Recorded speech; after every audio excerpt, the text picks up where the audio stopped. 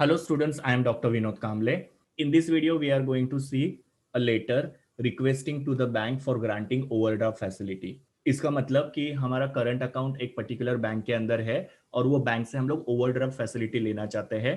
अभी overdraft facility क्या होता है, तो ये चैप्टर के अंदर जब हम लोग बैंक के फंक्शंस देख रहे थे उसके अंदर मैंने बताया था कि ओवरड्राफ्ट फैसिलिटी क्या होता है, कि जहां पे कंपनी को एक्स्ट्रा पैसे की जरूरत है और कंपनी के बैंक अकाउंट में उतना पैसा नहीं है, तो उसके लिए कंपनी क्या कर रही है, बैंक के पास से टेम्पररी लोन ले रही है। तो उसको ओवरड्राफ्ट फैसिलिटी बोलते हैं। ओवर मतलब क्या, ज्यादा, और ड्राफ्ट मतलब क्या, निकालना। तो यहाँ पे कंपनी के बैंक अकाउंट में कम पैसा है और कंपनी को ज्यादा पैसे की जरूरत है, तो कुछ दिनों के लिए कंपनी यहाँ पे क्या कर रही है, बैंक के पास से एक छोटा सा लोन ले रही है, उसको ओवरड्राफ्ट फैसिलिटी बोला जाता है। तो ये एबीसी कंपनी को यहाँ पे ओवरड्राफ्ट की जरूरत है, तो उसके लिए एबीसी कंपनी बैंक को लेटर लिख के वो इन्फॉर्म कर रही है। सो जैसे हमारे लेटर की हमेशा शुरुआत होती है वैसे ही शुरुआत हमको करना है। पहले आता है हेडिंग, जिसके अंदर कंपनी का नाम, रजिस्टर्ड ऑफिस का एड्रेस, सीआईएन नंबर और कॉन्टैक्ट डिटेल, जिसमें phone number, fax number, website और ईमेल एड्रेस ये सब मेंशन किया रहता है। ये कंपनी का हेडिंग होता है। फिर उसके नीचे राइट हैंड साइड में आएगा डेट, उसके सामने लेफ्ट हैंड साइड में रेफरेंस नंबर, फिर रेफरेंस नंबर के बाद में है इनसाइड एड्रेस, जिसके अंदर हमने द बैंक मैनेजर, उसके नीचे बैंक का नाम और बैंक का एड्रेस लिखा हुआ है। फिर बाद में आता है सब्जेक्ट। सब्जेक्ट में लिखा है ग्रांट ऑफ ओवरड्राफ्ट फैसिलिटी, मतलब हमको ओवरड्राफ्ट फैसिलिटी की जरूरत है। और फिर यहाँ पे रेफरेंस लाइन लिखा है। रेफरेंस लाइन के बारे में मैंने आपको प्रीवियस वीडियो में भी बताया था कि वहां पे हम लोग क्या करेंगे, अपना जो करंट अकाउंट नंबर है वो मेंशन करेंगे, तो बैंक को पता चलेगा कि कौन से करंट अकाउंट के लिए इन लोगों को ओवरड्राफ्ट की फैसिलिटी की जरूरत है। उसके बाद में सैल्यूटेशन डियर सर करके लिखा है, और फिर हमारा बॉडी ऑफ लेटर, जिसको हम अलग अलग पैराग्राफ में डिवाइड करते हैं।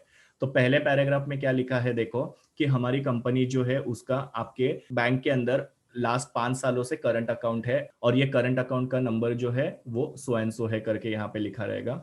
फिर यहाँ पे सेकेंड पैराग्राफ में लिखा है कि कंपनी के बोर्ड ऑफ डायरेक्टर्स की मीटिंग जो 3 जुलाई 2021 को हुई थी, जिसके अंदर बोर्ड ऑफ डायरेक्टर्स ने कंपनी को ओवरड्राफ्ट फैसिलिटी की जरूरत है और आपके बैंक से वो ओवरड्राफ्ट फैसिलिटी जो है वो लेनी है, ऐसा डिसाइड किया है। और ये ओवरड्राफ्ट का अमाउंट होगा 5 लाख रुपीज, और ये ओवरड्राफ्ट जो है 3 महीने के लिए लगेगा, मतलब अगस्त से लेके अक्टूबर महीने के लिए लगेगा।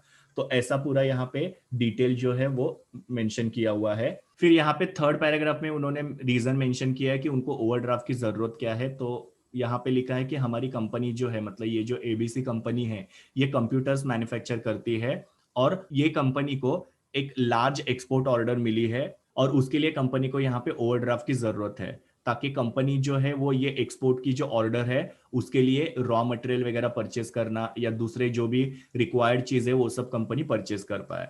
फिर लास्ट के पैराग्राफ में यहाँ पे लिखा है कि अभी देखो यहाँ पे बैंक क्या कर रही है, ओवरड्राफ्ट फैसिलिटी दे रही है कंपनी को, मतलब एक तरीके का लोन दे रही है। और जब बैंक किसी को भी लोन देती है तो उनके पास से सिक्योरिटी लेती है। तो यहाँ पे लेटर में लिखा हुआ है कि कंपनी क्या सिक्योरिटी दे रही है ओवरड्राफ्ट फैसिलिटी के लिए। तो यहाँ पे लिखा है कि हम लोग आपको हमारा जो कंपनी का फिक्स डिपॉजिट है 5 लाख रुपए का, वो एज अ सिक्योरिटी दे रहे हैं। तो इस सिक्योरिटी के बेसिस पे आप क्या करो, हम लोग को ओवरड्राफ्ट फैसिलिटी दे दो। और फिर लास्ट में यहाँ पे लिखा है कि आप जल्दी जल्दी हमको रिप्लाई देंगे, ये आशा करते हैं। तो इस तरीके से ये पूरा 4 पैराग्राफ का जो लेटर है वो लिखा है, और कंपनी ने ओवरड्राफ्ट फैसिलिटी के लिए रिक्वेस्ट किया हुआ है।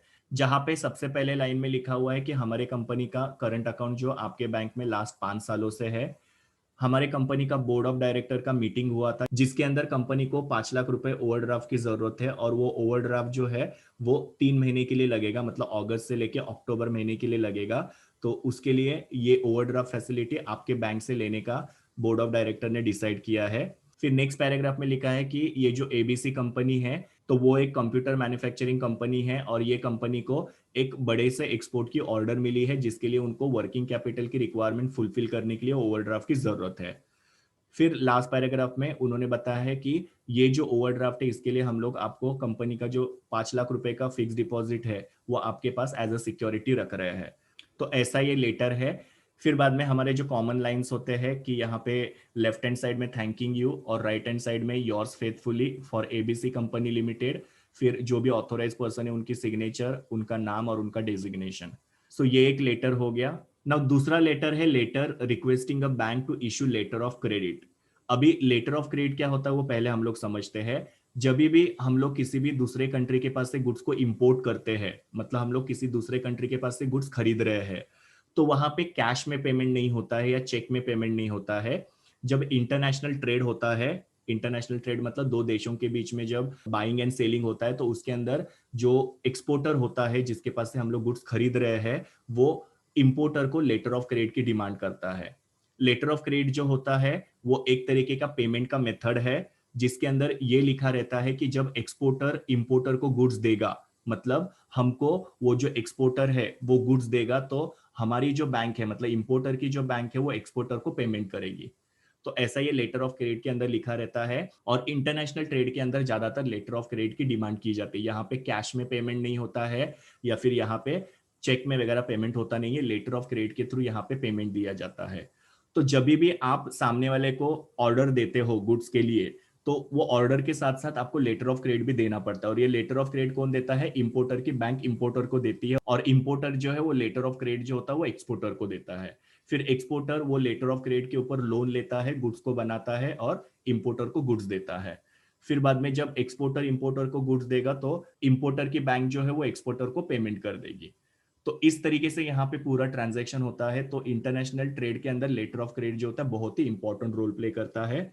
अभी हम लोग लेटर के बारे में देखते हैं। तो यहाँ पे एबीसी कंपनी जो है वो इंपोर्टर है और दूसरी कंपनी जो है वो एक्सपोर्टर है। जो एबीसी कंपनी को कोई गुड्स बना के देने वाली है, तो एबीसी कंपनी को ऑर्डर के साथ साथ उनको लेटर ऑफ क्रेडिट भी देना है। तो इसके लिए एबीसी कंपनी जो है अपने बैंक को बोल रही है कि हमको लेटर ऑफ क्रेडिट जो है वो इशू करो। तो देखो सेम यहाँ पे लेटर की शुरुआत, जहां पे सबसे पहले हेडिंग होगा, फिर यहाँ पे राइट हैंड साइड में डेट और लेफ्ट हैंड साइड में रेफरेंस नंबर। रेफरेंस नंबर के नीचे ही होगा इनसाइडर एड्रेस। फिर सब्जेक्ट, सब्जेक्ट में लिखा है issue of letter of credit. Reference number जिसमें करंट अकाउंट नंबर लिखा रहेगा। फिर सैल्यूटेशन डियर सर। अभी हमारा बॉडी ऑफ लेटर स्टार्ट होगा, जिसके अंदर फर्स्ट पैराग्राफ में लिखा हुआ है कि हमको आपको बताते हुए काफी खुशी हो रही है। प्लीज का मतलब क्या? खुशी हो रही है कि हम लोग जापान से एक फोटोकॉपी मशीन, फोटोकॉपी मशीन मतलब क्या, जेरोक्स की जो मशीन होती है वो, और एक प्रिंटर जो है वो इंपोर्ट करना चाहते हैं, मतलब खरीदना चाहते हैं। फिर सेकंड पैराग्राफ में लिखा हुआ है कि ये जो फोटोकॉपी मशीन है और प्रिंटर है वो हम लोग कैनन फोटोकॉपीज, ये जो जापान की कंपनी इसके पास से खरीदना चाहते हैं। और ये कंपनी ने हमको एक कोटेशन भेजा है। कोटेशन मतलब क्या है कि प्राइस लिस्ट भेजी है कि ये फोटोकॉपी मशीन और प्रिंटर का कितना कॉस्ट होगा, उसको कोटेशन बोलते हैं। तो ये कैनन फोटोकॉपीज जो जापान की कंपनी है उनके पास से ये एबीसी कंपनी को एक कोटेशन आया है। उसके हिसाब से एबीसी कंपनी ने कैनन फोटोकॉपी कंपनी को दो फोटोकॉपी मशीन और प्रिंटर्स की ऑर्डर प्लेस कर दी है। और उसका जो कॉस्ट है वो होगा 80 लाख येन, क्योंकि जापान का जो करेंसी होता है वो येन में होता है। तो 80 लाख येन का यहाँ पे फोटोकॉपी मशीन और प्रिंटर जो है वो ABC company Canon photocopy company से इंपोर्ट करने वाली है, ऐसा लिखा है। फिर बाद में थर्ड पैराग्राफ में लिखा है कि ये जो कैनन फोटोकॉपी कंपनी है उन्होंने हमसे लेटर ऑफ क्रेडिट की रिक्वेस्ट की है। और फिर बाद में यहाँ पे लेटर में मेंशन किया है कि ये लेटर ऑफ क्रेडिट इशू करने के लिए ये जो एबीसी कंपनी है वो बैंक को 50 लाख रुपीस का फिक्स डिपॉजिट जो है उसका रिसीट एज अ सिक्योरिटी उनके पास जमा कर रही है। बिकॉज क्या हो रहा है देखो, यहाँ पे एबीसी कंपनी को ये जो बैंक ऑफ महाराष्ट्र है वो एक तरीके का लोन दे रही है, लेटर ऑफ क्रेडिट दे रही है, मतलब कि उनको वो एक तरीके का लोन ही दे रही है। और जब बैंक लोन देती है तो उसके लिए सिक्योरिटी देना पड़ता है। तो एबीसी कंपनी ने यहाँ पे क्या किया, उनका जो 50 लाख रुपए का फिक्स डिपॉजिट का रिसीट था वो बैंक के पास एज अ सिक्योरिटी रखा है। फिर बाद में यहाँ पे एबीसी कंपनी क्या कर रही है, बैंक को रिक्वेस्ट कर रही है कि आप हमको 80 लाख येन का कैनन फोटोकॉपी, ये जो जापान की कंपनी है उनके नाम से एक लेटर ऑफ क्रेडिट इशू करो। उसके लिए हम लोग आपको दूसरी भी सिक्योरिटी की अगर जरूरत पड़ेगी तो वो भी सिक्योरिटी हम लोग यहाँ पे देने के लिए रेडी है। और फिर बाद में लास्ट में लिखा है कि ये जो लेटर ऑफ क्रेडिट है जितना जल्दी हो सके हमको इशू करो।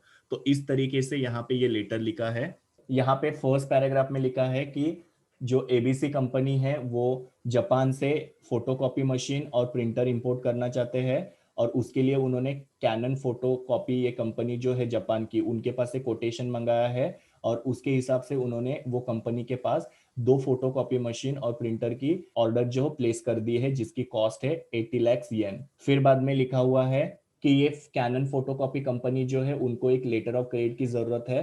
और वो लेटर ऑफ क्रेडिट हमको उनको as per terms and condition issue करना पड़ेगा।